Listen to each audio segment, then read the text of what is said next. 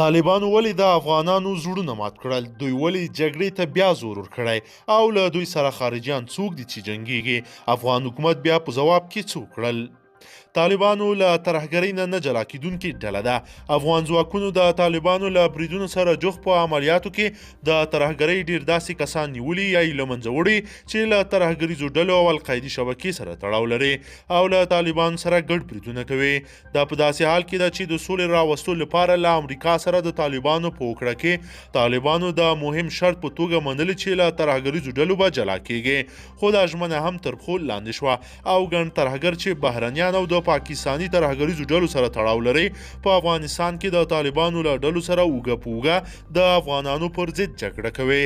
طالبانو د زندانیانو د خوشي کولو په لړۍ کې د هغه قومندان د خوشي کېدو غوښتنه هم کوي چې په کابل کې د جرمني پر سفارت د خونړۍ حملې په شمول د ګڼو لویو وژونکو بریدونو مسؤل دی.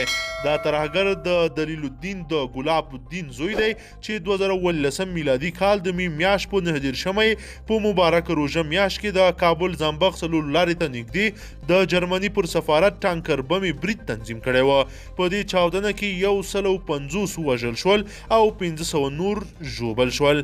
تازه په لوګر کې له افغان ځواکونو سره په نښته کې د طالبانو له لوري داسې مړي پاتې شوي چې پاکستاني او چچنیان دي. د طالبانو په لیکو کې پراخ شمیر چچن، عرب او پنجابي جنګیالي موجود دي. پرون هم طالبانو او ترهګرو ډلو د میساینک پر کان برید کړی او 8 تنه سرتیري شهیدان کړي دي. په بدخشان کې هم له طالبانو سره د نورو هیوادونو د جنګیالیو خبره رابرسېره شوې ده. همداراز ملي امنیت د داعش خراسان ډلې پاکستاني قاضي او د اړیکو مسؤل نیولې ده. دغه کس اصلي نوم منیب او په ابو بلال حارث مشهور ده.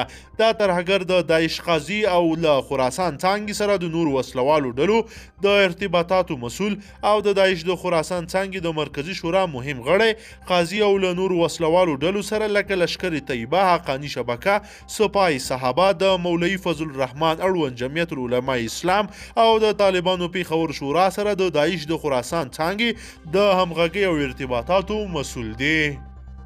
درنو لیدونکو، تاسو د طالبانو دغه فعالیت په اړه څه نظر لرئ؟ له موږ سره په کمنټ کې حتما پرېږدئ. که چیرې غواړئ چې ورته تازه او مهمو پیښو څخه ځان ډېر ژر او په لنډو کې خبر کړئ، زموږ چینل سره سبسکرایب کړئ او ویډیو سره حتما لایک کړئ. تر بلې ویډیو مو په لوی رب سپارمه.